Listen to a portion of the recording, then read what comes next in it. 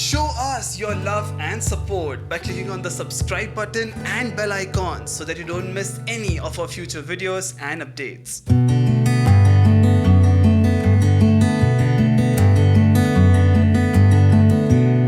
Is because I imagine as I write. That's what actually helps me write. So, calloused feet tread the sands of time, across borders and beyond printed lines. In black and white, the law of the land. One of the episodes of FC for Charity, Shawnee also read out a poem by Neruda. Copy it consciously. I was inspired by it, let's just Yeah. say. Hey guys, this is Kunal and you're watching yet another episode of FC for Charity. Today, I have with me a poet from Bangalore. She has very graciously agreed to perform one of her poetries for charity.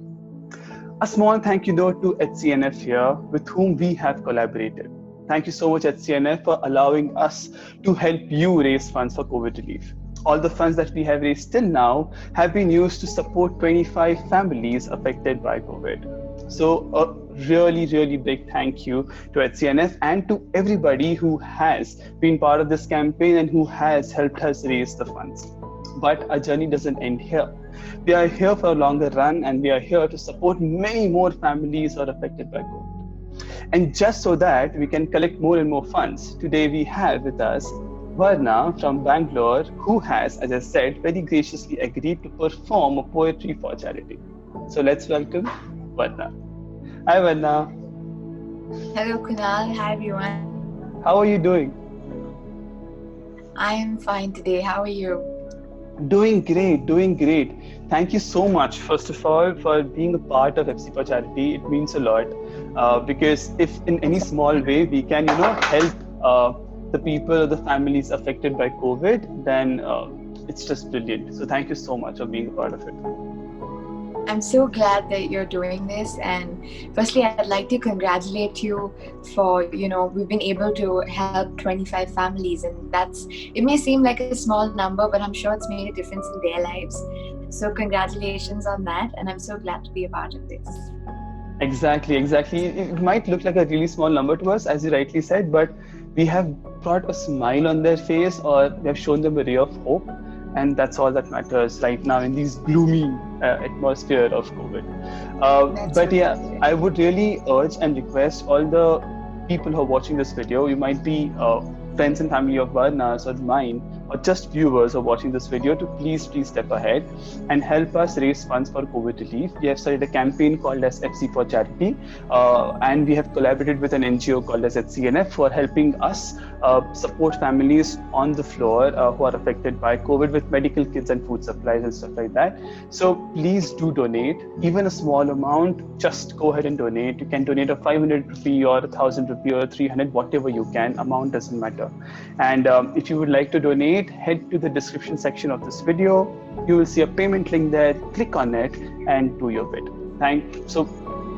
The world will be thankful, the country will be thankful if we do our bit today and help India fight COVID. So I really urge you all to please do it. Varna, would you like to add something? Everyone watching this video, regardless of if you know me or if you know Kunal or not, I think you should all donate, because at one end I feel like it's your moral responsibility to do so. And also, if you're not the kind of person who really cares about other people, let me tell you, you yourself feel good after donating. So even if that's an incentive, you should donate, and the amount doesn't matter at all, because any small amount would make a difference, because they would be better off than they were, right? So I urge every single person watching this video, everyone that knows about it, to donate any amount that they can. And I hope that this video is worth it, and it would urge you to do that. Yes, I'm sure it will, because all our viewers also understand the gravity of the situation. Right now, we all need to step up and help our country and the people of this country and to fight COVID and to fight these difficult times of pandemic. So before wasting any more time now, because I know our viewers are here to listen to your poetry, Varna. So over to you. I'm eager to listen to what you have written for us today. Okay, so I was reading about how COVID has impacted migrant workers and daily wage laborers, and that section of the population. And I feel like there's going to be so much of an increase in child labor by the end of this, according to some reports that I read, and that really reached out to me. So I wrote a poem for another NGO actually, and this is on child labor. So I'll tell you a little bit about this poem after I read it. Alright, so I'm just going to read it out. Here it goes.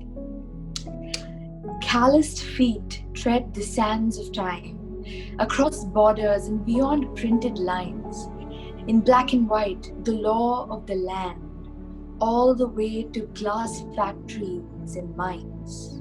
And as these calloused feet trudge on, soot-stained fingers wrap around balloons and toys, bruised hands are outstretched at traffic lights, where cries go unheard because of all the noise, where parched throats do not complain, and hungry stomachs have forgotten to growl, because they are used to eyes that look away and windows are rolled up in front of faces that scowl.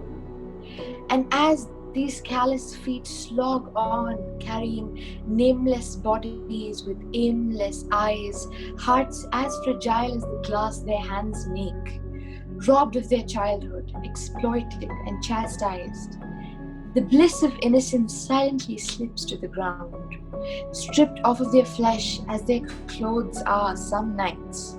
Tears trickle down their cheeks like rivulets in the moonlight, and truth escapes through the loopholes that couldn't protect their rights.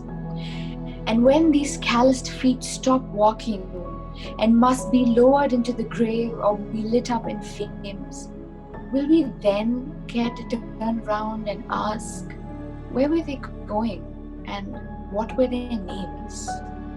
So yeah, this is the piece. It's called Callous Feet. It's almost so sad to hear it, Yeah, it's so visual because the rolling of the windows and those arms, those bruised hands. We all have seen it in cities. We all have seen it, kids, laborers, and stuff like that. So it's such a visual poem. And it's such a powerful poem because the question that you raised at the end, that would we care after they die? And if you would care only then, just breaks my heart in a million times. Yeah, definitely. The reason why it's so visual, and most of my poems are very visual, is because I imagine as I write. That's what actually helps me write. So when I'm able to see something, that's when I'm able to put it down on paper. And I have to really feel strongly about something. And as a person, I love children. So to see, children being robbed of their childhood, and to see a section of the population being denied their childhood, it really breaks my heart. So this poem, I think in one of the episodes of FC for Charity, Shawnee also read out a poem by Neruda. So this poem reminds me of a poem that I read about last year by Neruda. It's called To the Foot from Its Child. So even in that poem, the foot is personified, and the journey of a foot is used to depict the journey of human life.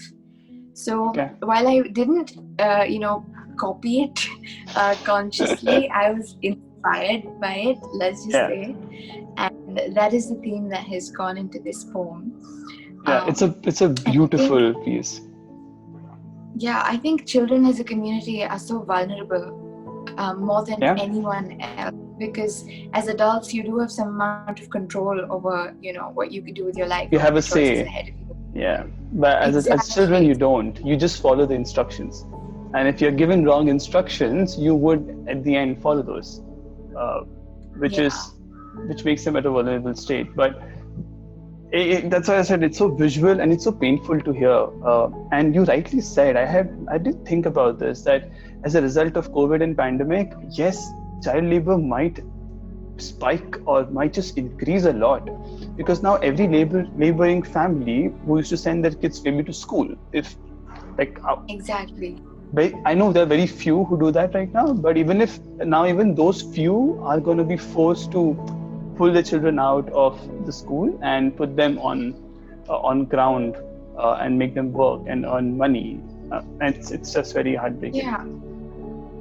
Yeah, and how the education sector has tackled the impact of COVID is, using online education, right? But Not everybody has a an major access to part, it. exactly. I mean, my internet sucks right here. I So know. imagine people that don't, even Forget have internet, Varna. They don't electricity. have laptops. Nobody has laptops or phones for that matter. How do they connect to the Zoom call? So, like for example, my cook, she comes and cooks for us very happily every twice a day, and we're really happy to have her. But her daughter is right now in second PU, and that's 12th class as for Karnataka. So she suddenly got the shock of her life. She's like, "Oh God, I have my board exams, and now my teachers are saying that I'm going to have my last bit of classes on a mobile phone," and she didn't have one. But then me and my friends got together. We got her the mobile phone and stuff like that. So yeah, that's a very good point. I would urge everybody out there, if you have somebody, somebody who is putting a lot of effort to study, and because of COVID it's coming to a standstill, please help them out with a mobile phone or a laptop or a means so that they can join those Zoom calls, which are teaching them right now. That's a very, very, Yeah. very valid point. So education is so important, especially. That's just wonderful what you did for your house helps child. Yeah. So that's good. And so I just hope everybody does that. Exactly. I just wish people are inspired by these random acts of kindness to help other people. Yep. And as human beings, I think we have that responsibility. And also, Definitely. I think the human society as a whole is resistant to change, right? So when you're put into this new mode of dealing with things, what people are calling the new normal, I don't think it's quite normalized for you as soon. Like you do get time to adjust. You would take time to adjust. A new environment. Yeah, you do take time. So it's perfectly normal that people are only feeling skeptical about online classes and online exams, and then there's a section of population that doesn't even have access to it. Imagine how uncertain they may be feeling. Yeah, I know. That's why do your bit, guys. This is time when we all have to stay together and do our part and help people who are suffering a lot because of COVID and because of the pandemic and lockdown in general. If you would like to support the people affected by COVID directly with medical kits and food supplies and stuff like that, again, I urge you, please step ahead and do your bit of donation. If you would like to donate, go to the description section of this video. There's a link, click on it and do your donation. Amount doesn't matter. It can be an amount as small as $300 or $500. I'm sure we all can afford it, but there is somebody who's going to get a smile on his face when he sees that. So just for that sake, be the well of hope for somebody else. And I really urge everyone who's watching this video to please step ahead and do the bit of donation. And also in your day-to-day life, just be a bit more aware about what's happening around. If you see somebody affected right in front of you, don't just gossip about it or talk about it and move on. Try and help them. It doesn't have to be big. It doesn't have to be. So if you can't buy a mobile phone for somebody, that's okay. What you can do is you can ask 15 friends of yours, and all of you can put in $100 or $1,000 and buy a 15,000 phone. Maybe you can't afford 15,000, or maybe you can afford 1,000. So do what you can. We all have social media access. We have Facebook, we have WhatsApp, we have YouTube, we have Instagram. Use it at this time and try and help as much as you can, because at the end, that's what the goal is of FC for Charity. So yeah. That's so important. I'm just so glad you said that, because I personally believe that apathy is a form of social injustice. So you don't have to commit a crime or you don't have to harm anyone, but if you see something unjust happening in front of you and you choose to ignore it, right, you choose to turn a blind eye to it, I do believe that you have a part in facilitating that, allowing that Definitely. to continue. Definitely. So, yeah, I urge everyone not to be apathetic, socially apathetic, and to care for the people around you. And one way of doing that is by contributing to this great initiative. So please click the link down below, and I hope you donate as much as you can. Yep. Please, I'm sure they will, Varna. I'm sure our efforts will not go in vain and will eventually lead up with a lot of donation coming in from our viewers, and we will soon get a message that we have supported many more families affected by COVID. But on that note, thank you so much, Varna, for being a part of this. It has been a pleasure listening to your poetry, meeting you, speaking with you. At the same time, all the contribution you're doing towards FC for Charity is commendable. So thank you so much. Thank you so much for having me. Thank you. Bye, Varna.